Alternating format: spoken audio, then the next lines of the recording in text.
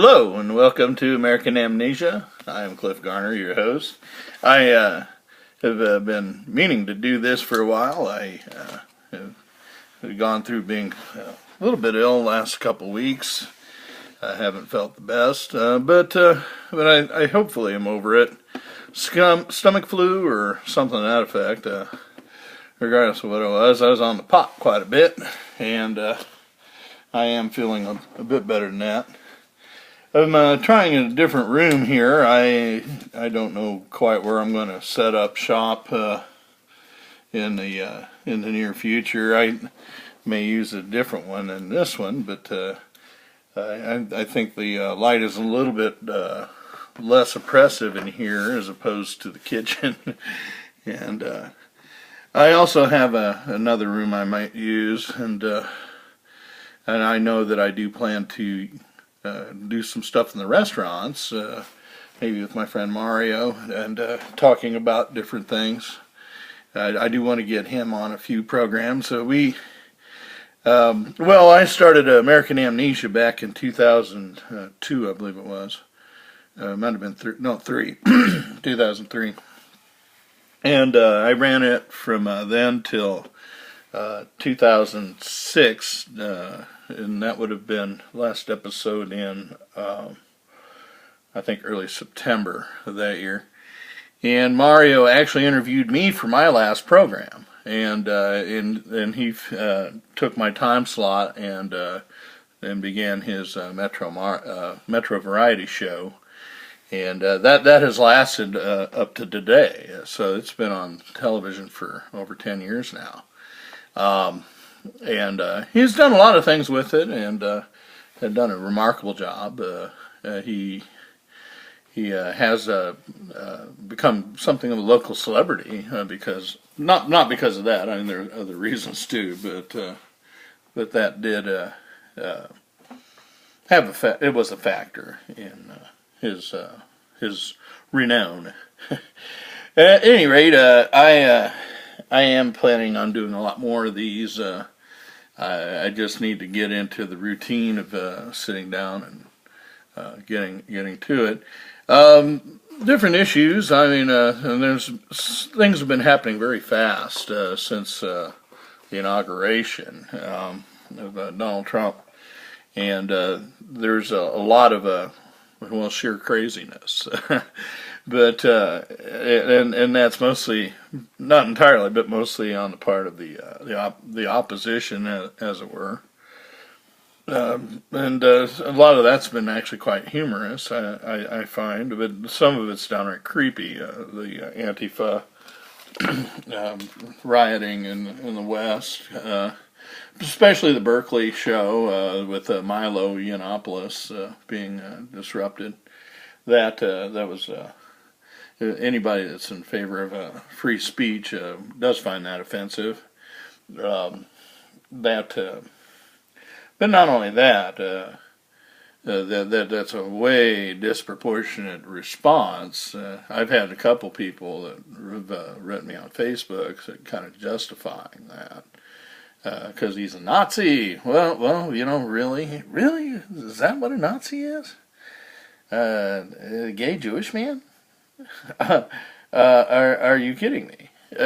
So there's been some just pure lunacy, and one of the things that I and many other people talk about is this paradigm shift that some of us detect happening not just here in the States, but around the globe, and there is this movement against globalism, in particular.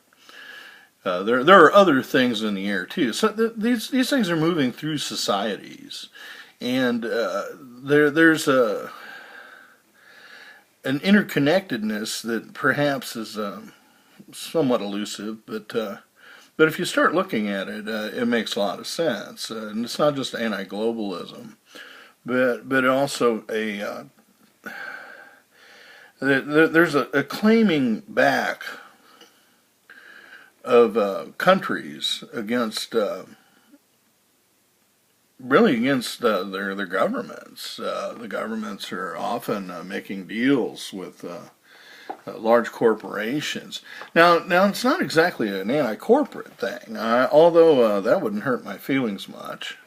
I've always said that the two pillars of repression have been basically the large economic concerns and the large governmental ones. And that these two working hand in hand is actually a very pernicious influence on society. Well, not just society, but on the world itself. So we're seeing that this movement towards a kind of an assertion against certain types of authority, and that this, I think, is a healthy trend. I was seeing this happening with Obama when he was first elected. I think that was part of why he was elected. Those people were looking for this kind of change, which was at the root of his campaign in 2008. Now, he was no longer a change candidate in 2012. That was abundantly clear to anybody that paid any attention at all. But he was a change candidate when he first started, and people were looking for something, somebody to take us in a different direction. He didn't do that. What he did instead was that he reinforced certain aspects of the banker's power, for one thing. He was definitely the banker's baby. And for another, he also broadened the powers of certain the corporations. He was kind of selective about the winners losers he chose, but he definitely chose them. And this healthcare bill, it really wasn't healthcare. It was an insurance bill. See, that was my problem with it. But that was a big one in which he he really did pick the winners and losers very explicitly by their willingness to wheel and deal with him behind closed doors. And this is our transparency president. He was the one that was going to do everything out in the open, and he did nothing in the open. He did everything behind closed doors, and not only that, after the Democrats lost control of the Senate and House, especially the House, that was the first shoe to drop. When he lost that, he really relied more and more on using the executive orders, and thereby creating law without going through the legislative branch. And see, that's the thing. The executive branch is to execute, and the legislative branch is to actually create the laws. Now there's a certain amount of working together, and this does happen, sometimes even across party lines. But what we've been seeing lately is a very polarized party system that is pulling people in another direction. And I used to bring out a diagram. In fact, I'm going to dig it up. It's in my books from Turkey because I took it with me. I actually fully intended to really bring back my program while I was there, and I didn't quite take it very far. But the diagram is a trough. Now, if you know statistics, what you see is a curve, right? It goes like this. A bell curve is what they call it. And the bell curve shows, the way that things tend to congregate towards the center. And what the two parties want us to believe is that this bell curve is inverted, and it is a U curve instead, in which it's a trough, in which you have two opposite ends where everything is high and there's nothing in the middle. This is not true.